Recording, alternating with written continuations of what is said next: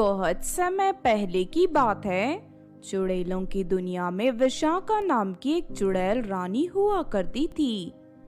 एक दिन विशाखा चुड़ैल शिकार की तलाश में जंगलों में भटक रही थी, लेकिन रास्ता भूलने के कारण वो सांपों की दुनिया में जा पहुंचती है। थोड़ी दूर चलने के बाद विशाखा चुड़ैल को खुले मैदान के बीच एक इच्छाधारी सांप बेहोश पड़ा दिखाई देता है। अरे लगता है ये इच्छाधारी सांप बुरी तरह बीमार है, मुझे इसकी मदद करनी चाहिए। मैं अभी इसे उठाकर पेड़ के ठंडी छाया में लटा देती हूँ। इतना कहकर विशाखा चुड़ैल उस इच्छाधारी सांप को उठाकर पेड़ की ओर चलने लगती है, लेकिन तभी अचानक वो सांप होश में आ जाता है।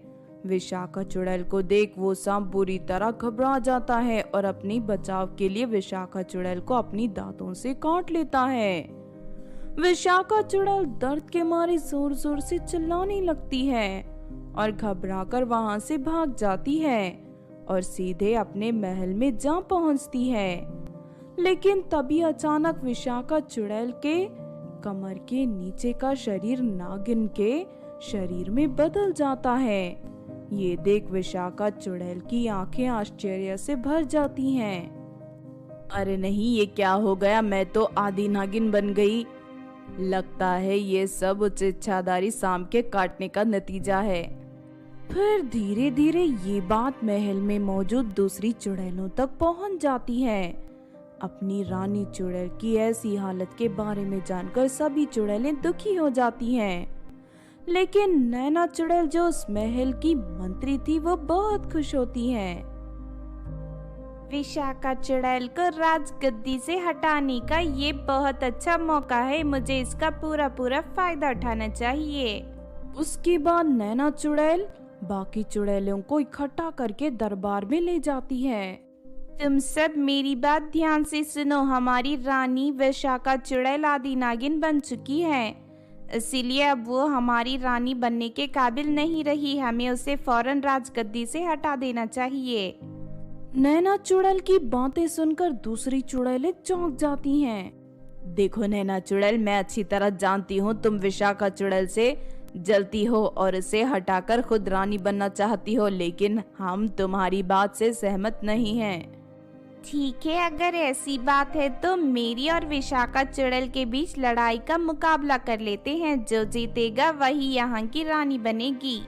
नैना चुड़ैल की बात सुनकर सभी चुड़ैलें सहमत हो जाती हैं।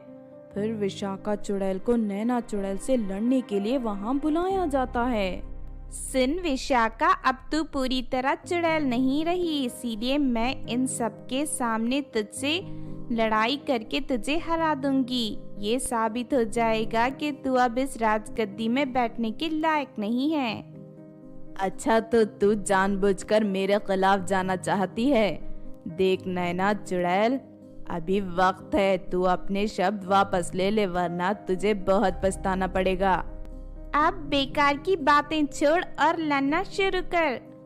इतना कहकर नैना चुड़ैल विशाखा चुड़ैल के ऊपर झपट पड़ती है और देखते ही देखते दोनों के बीच लड़ाई शुरू हो जाती है।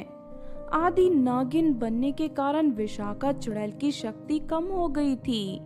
इस वजह से वो नैना चुड़ैल के सामने ज्यादा देर टिक नहीं पाती। उसके बाद नैना चुड़ैल विशाखा चुड़ैल के पूंछ पकड़कर उसे जमीन पर पटक देती है और देखते ही देखते विशाखा चुड़ैल बुरी तरह लहूलुहान हो जाती है। फिर आखिरकार विशाखा चुड़ैल अपनी हार मानकर वहां से भाग जाती है। उसके बाद नैना चुड़ैल राजगद्दी पर बैठकर सभी चुड़ैलों की रानी बन जाती है। आज से मैं यहाँ की रानी हूँ और तुम सभी मेरी हुक्म मानोगे। किसी ने भी मेरे खिलाफ जाने की कोशिश की तो मैं उसे कड़ी से कड़ी सजा दूंगी। इस तरह वहाँ की रानी बनकर नैना चुड़ैल दूसरी चुड़ैलों पर जुल्म करना शुरू कर देती है। फिर धीरे धीरे सभी चुड़ैलें नैना चुड़ैल के अत्याचारों से परेशान हो जाते हैं। दूसरी तरफ विशाखा चुड़ैल जंगलों में दर दर भटक रही थी। अब मैं क्या करूं? उस नैना चुड़ैल ने मुझे हराकर मेरी राजगद्दी हथिया ली। लगता है अब मेरी सारी जिंदगी इसी तरह जंगल में बितानी पड़ेगी।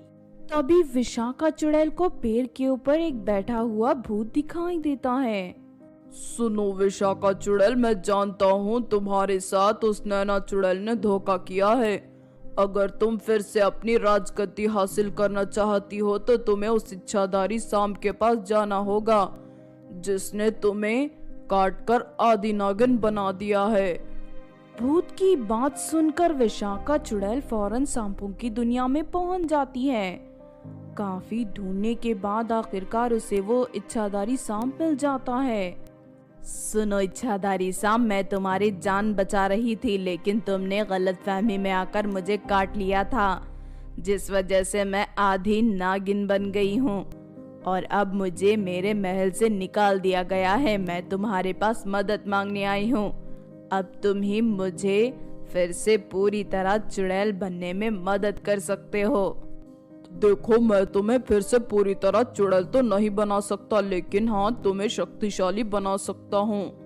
इतना कहकर वो इच्छाधारी सांप चुड़ैल के सामने अपनी नागमणि रख देता है।